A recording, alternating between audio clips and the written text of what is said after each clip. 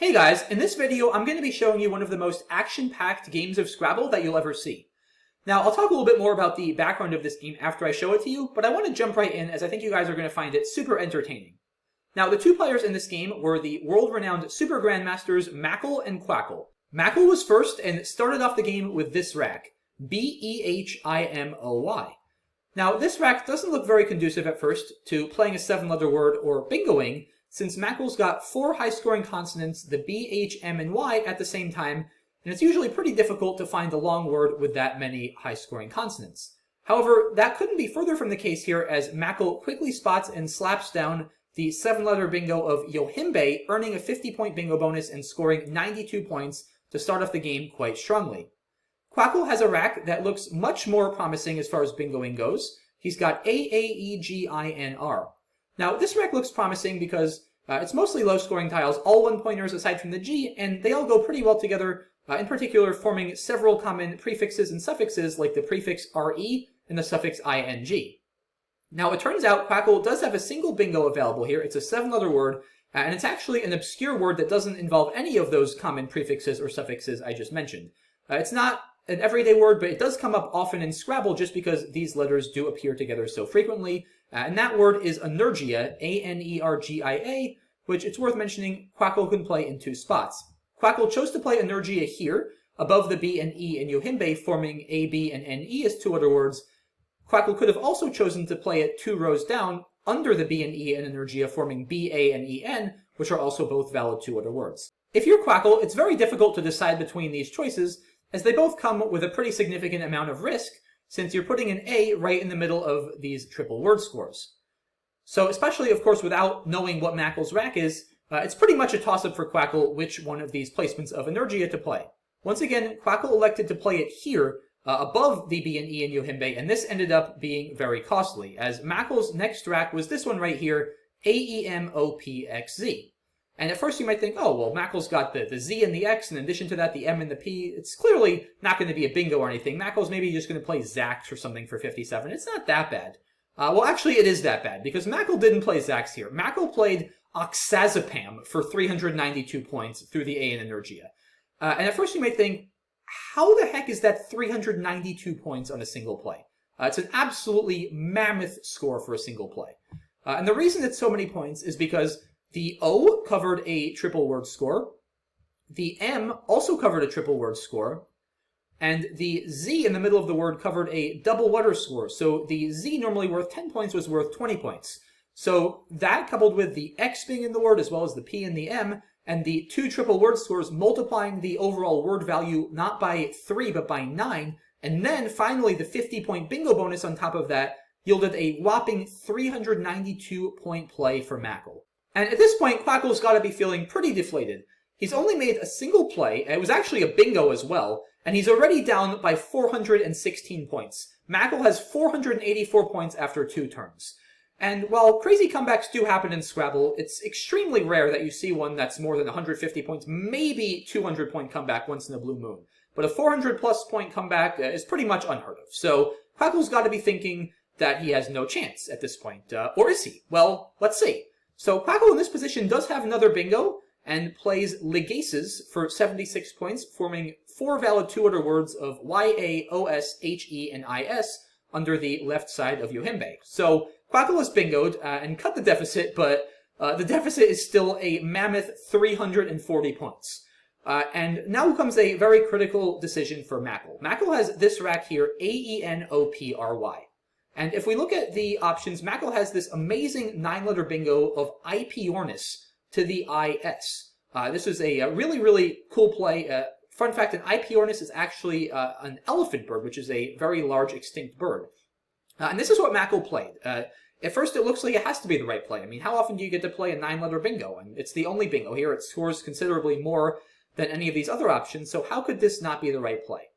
Well, the key thing to note is the score. Once again, Mackle is up a massive number of points. Mackle is up by 340 points at this point. So what Mackle needs to be thinking here is the only way Quackle is going to get back into this game is to do exactly what Mackle just did last turn and play a massive triple-triple for 300-plus points.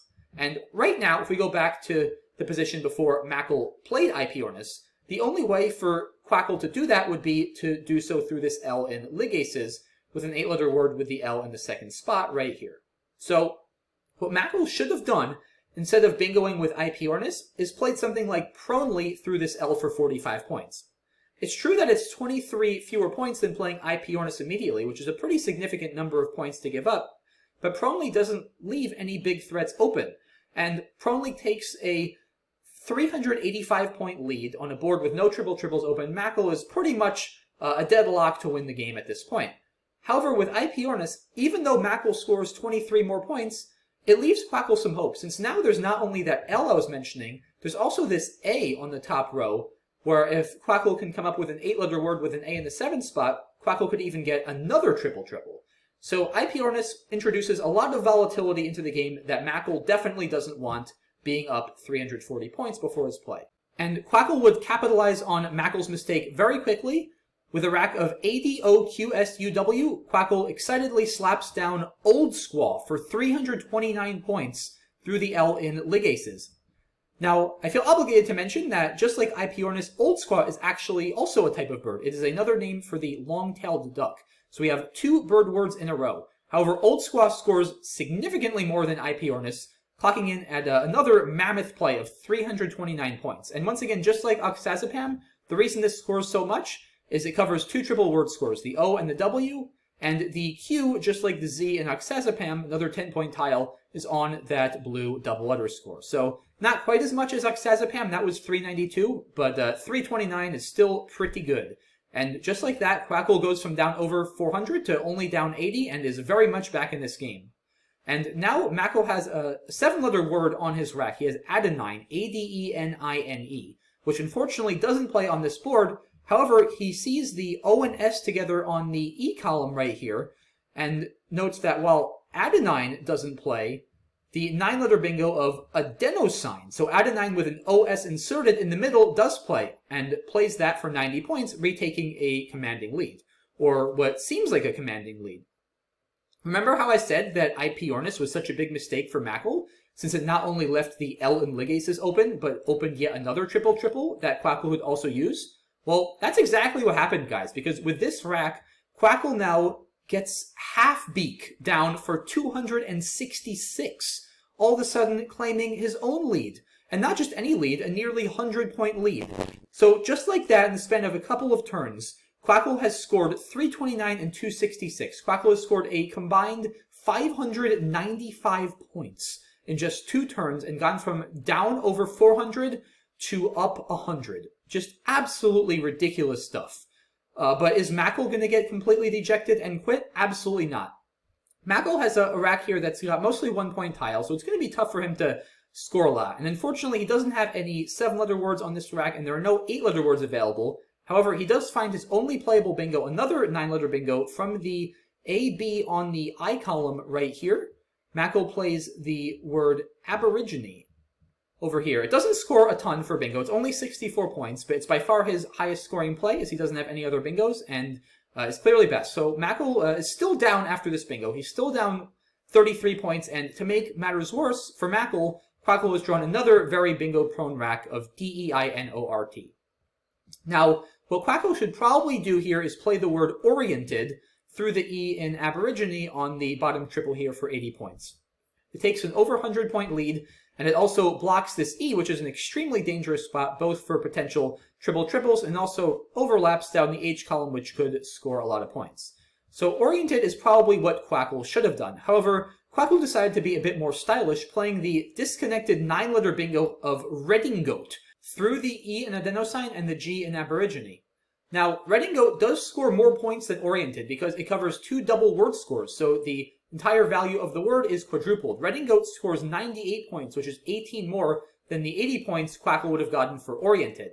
However, as I mentioned, oriented would have been a better play since Quackle's taking a 100-plus point lead and definitely wants to block the triple-triple. So Quackle, just like Mackle did earlier with IPornis, got a little bit too greedy here, going for the stylish play that scored more points and leaving a big opening for his opponent. And as before, Mackle would capitalize immediately, playing Verjuice for 239 through the E in aborigine, and we went from Quackle up over 100 to now Mackle is back up over 100. So What a roller coaster of a game. We went from Mackle up over 400 to a tie game to Quackle up over 100, and now Mackle is back up over 100. Just hard to even keep track of. But in any case, there's still Scrabble to be played, and Mackle is up by a score of 945 to 837. So absolutely absurd. And we are not done yet, folks. Quackle has drawn both blanks. We actually haven't used either of the blanks yet, unbelievably, in this game. Even though we've seen all these crazy bingos, they've all been naturals, or in other words, haven't used a blank. And Quackle has drawn them both here, and of course is going to have several bingo options and finds his highest scoring one, making the blanks an A and an S, playing Kalats through the E and Energia, hooking Yohimbe to make Yohimbes, which scores 83 points.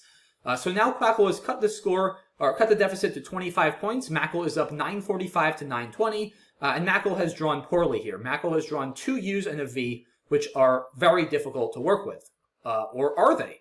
Well, in this case, they're not, because Mackle has a bingo here, as crazy as that sounds, and he finds it. It's Truvur. I may be mispronouncing that word, but somebody can correct me if I am. In any case, he bingos here for 65 points, somehow managing to turn UUV into yet another bingo. So, absolutely crazy stuff. And now you must think, okay, Mackle's up 90 points. The end of the game is near, right? You can see now Mackle only has 2 tiles left. And a D and a W, Mackle's going to play out with something like Dow or Wed next turn, and the game's going to be over, right? So what's Quackle going to do? Because it also doesn't look like there's anywhere left for Quackle to bingo. There have been so many bingos played on this board that the board is what we'd call exhausted. There's just no space left to play a bingo. You need a good amount of space to bingo because you need space to play 7 tiles at the same time, and that just doesn't really seem to exist here. And, of course, Quackle is not going to be able to come back without a bingo. Like I said, Mackle is going to play out and end the game next turn, and Quackle is down 90 points. There's just no way to score anywhere close to 90 points without bingoing on this board. And like I said, there's really just, it seems at least, nowhere to bingo. Well, once again, wrong. Quackle amazingly does find a bingo here, and it's through 2 disconnected tiles once again, lift gates through the G in Energia and the E in Truvur. So that brings the score to 998 for Quackle and 1010 for Mackle. However, as I mentioned, Mackle still had the D and the W on his rack, which are now unplayed, and since Quackle bingoed out, Quackle now gets extra points for Mackle's unplayed tiles. And specifically, Quackle gets double the value of Mackle's remaining tiles. So the D is 2, the W is 4, that's a total of 6. You multiply that by 2 for 12. Quackle gets 12 more points, and you guessed it, the game ends in a tie at 1010 points apiece. Just absolutely wild stuff. And after all that, it ends in a tie. This is just absolutely insane. And yeah, you guys will notice too, every single play was a bingo. There were no plays in this entire game that were not bingos, and after this slugfest, it ends in a tie. So just what a crazy game in every possible way. I mean, you can't make this stuff up. Or can you? This actually brings me to what I mentioned earlier that I want to talk about after I show you guys the game, which is the background for this game. And as many of you might have guessed at this point, I do have to break it to you that this unfortunately was not a real game. This did not actually happen. And it's probably not shocking to a lot of viewers because it's a fairly well-known fact that the high game in Scrabble history is in the 800s, so the fact that both of these players scored 1010 is probably a little bit of a red flag, as well as just the overall insanity of the words and how many points they scored and just the way this game played out.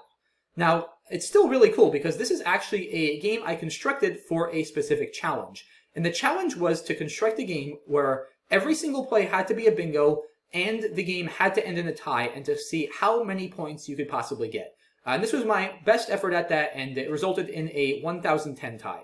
And it's actually a lot harder than it looks because you'd think, oh, if every play has to be a bingo, then you only have 7 turns for each side because there are 14 bingos played in this game, right? 14 times 7 is 98. So that leaves only 2 tiles left in the 100-tile bag, which were, in this case, of course, the D and the W that were left on Mackle's rack. So you need 14 total bingos, 7 for each player. So it's just not all that many turns, considering a typical Scrabble game is more like 12 to 14 turns on average at the top level for each player, certainly not 7. That being said, as we saw later in this game, the problem is when you're bingoing that often early in the game, it actually can become very difficult to bingo later in the game because of this phenomenon of the board becoming exhausted that I talked about on the last turn with lift gates, right? There just starts to be a lack of space where you could actually fit 7 tiles on the board. So it's actually not that easy to construct a board at all with 14 bingos. And not only that, you of course have to have 4 triple triples. That I have to imagine is the only way you're ever going to get nearly this many points, and the tiles just all have to work out correctly that you don't exceed any of the maximum distributions in the bag. So it's definitely a lot harder than it looks, and like I said, this is the best one I was able to come up with. I spent a good amount of time on this, and I don't believe anyone else that I know of at least has been able to beat this, at least with the American dictionary. There certainly have been games constructed where players tie at much higher scores, I think even over 2,000 points, that use 15 other words covering 3 triples. Like I think there was one with oxyphenbutazone and micro-earthquake on 2 different triple lines on the board, but those games were very, very highly contrived in that they required a lot of suboptimal plays and setups. Certainly they weren't close to being all bingos. So I think this is a lot cooler, the fact that it has to be all bingos and it has to end in a tie. And that part can be really frustrating too, the fact that it has to end in a tie. I had a lot of efforts that were like 1,013 to 1,008, and I had to just keep refining it until I finally got it to be a tie. So, with all that in mind, I would like to challenge the viewers to see if anybody can beat this score of 1,010. Once again, the rules are every play has to be a bingo, and it has to end in a tie, and you have to use the American NWL lexicon. Those are really the only rules, guys, but like I said, it is a lot harder than it looks, I will warn you. And with that in mind, I'd like to deliver a challenge to the viewers. If one of you is able to beat my score of 1,010 points, then please go ahead and email me a file of the game you created. It can either be a Quackle file or on Moogles or Cross Tables, whatever is easiest for you. And I'll review it, and if indeed it does meet all of the rules, then I will make a new video featuring your game and giving you a shout out. So, I really hope someone's able to beat it. Like I said, I think it's a really cool, fun, creative challenge. I've spent a good amount of time on it, and I have not been able to beat 1,010, but I really hope one of you guys is able to. So if you're able to, then please go ahead and send it to me. My email is, I'll post it in the description below. It's also, if you just go to the About page of my channel, you should be able to get to it there. But yeah, that's about it for this one, guys. So I hope you enjoyed this game, and yeah, best of luck with the challenge. I look forward to seeing what you all can come up with. So I think I'll leave it at that. Thanks again for watching, guys, and for all the support. Really appreciate it, and look forward to seeing what you guys come up with, and I will see you all soon. Have a good one. Bye-bye.